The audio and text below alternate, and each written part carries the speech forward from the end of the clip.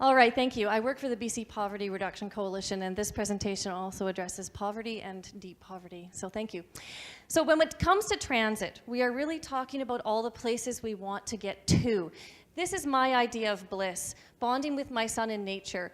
But there was a time in my life when I could not get to this opportunity, and I was surrounded by women and mothers in the same situation. Now I am here, and they are still largely trapped in poverty and immobility. This presentation is dedicated to them. An Indigenous mother with 2 children told me a story I will never forget. Her daughter was sick with a fever. I'm gonna come over here, I've got more space. And she didn't have transit fare to get to the hospital. She called an ambulance because she felt it was the best thing that she could do. She thought it would be free. She was issued a non-emergency ambulance call bill for thousands of dollars. Another story that inspires me is of a preteen boy who didn't get to join the basketball team. He was being raised on disability assistance by a single mother who could not afford a car or drive. They could not afford transit to and from the practices and games, so transit was the thing that in fact kept him from the team. So transportation disadvantage refers to the inability to travel where and when one needs without difficulty. A person is more likely to experience it if they are low income and lack minority status and lack motorized transportation. And in the US, it is often framed as a civil rights issue. So how do we tackle this? According to the CCPA, transportation equity is the notion that everyone, regardless of physical ability, economic class, race, sex, gender identity, age, or ability to pay, should be able to have equitable access to public transit and active transportation options. And the AllOnBoard campaign advocates for this.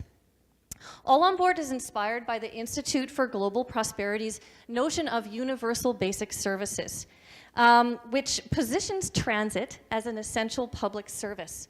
UBS proposes sufficient services to enable universal safety, opportunity, and participation. They list 7 basic services that form a floor that everybody can stand on, including healthcare, education, democracy and legal services, shelter, food, transport, and information. So AllOnBoard proposes that we position transit and equitable access to it within this list. So transit is a crucial essential service that enables access to all other essential services, healthcare, education, and of course, work, family, grocery stores, and our economy for those most at risk of exclusion and isolation from all of these. Transit isn't just a plank in the floor, but the foundation upon which access to all our other services is built. Without accessible and affordable transit, it is just tough choices every day. We played this would you rather game at the legislature recently. A grandmother raising her grandson presented that she had to choose between a much wanted birthday party for him or a monthly bus pass to get him to school. AllOnBoard proposes that addressing equitable access to transit across the income spectrum is one of the most powerful tools that municipalities have to address poverty reduction and support our provincial targets to reduce child poverty 50% and overall poverty 25% in 5 years. So the reality is that driving is costly and regressive. Let's look at how we are still over-subsidizing and prioritizing car travel.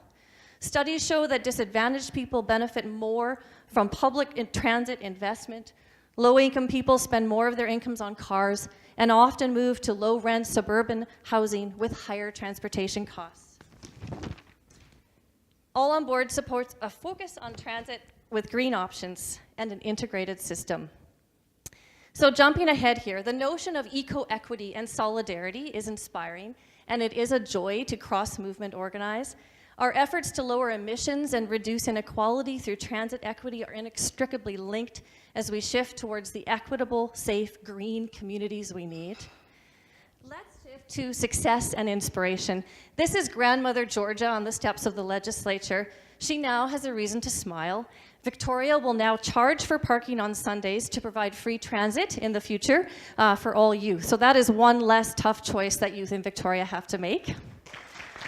Very inspiring. In Calgary, a successful sliding scale fare system has been in place for a very long time. Those below the poverty line can purchase monthly passes for just $5 a month. Transit systems around the world are now shifting from age-based discounts to income-based discounts as a true tool to fight inequality. Seattle has steamed ahead with the Orca Lift, a non-stigmatizing card that is identical to the regular Orca with a 50% discount based on income that scales up based on family size. And Seattle also offers free transit for all high school students. Paris, to promote sustainable transit, affordability, and reduce city pollution, Paris has made transit free for kids under 11, and the VLib bike share system is also free for all youth and children up to age 18, plus free transit for high school students. But Paris has nothing on Cranbrook, BC, here. In Cranbrook, the bar is set very high. All those below the poverty line, as you can see here, have access to 100% fully free transit, and it is included in the Leisure Access Card. So this is a very non-stigmatizing, accessible, and streamlined process that truly enables access to a range of services in transit. So to cycle back to the teen in the single mother family living far below the poverty line who didn't join the basketball team, let's make sure he has the best shot, not only on the court, but at life. And back to the mother who called the ambulance in a panic, her emergency is truly her poverty, and transportation disadvantage is fixable. Let's ensure, too, that she can get her family to the health care they need when they need it, and on better days, out to those magical moments and adventures where wonder takes place. Thank you.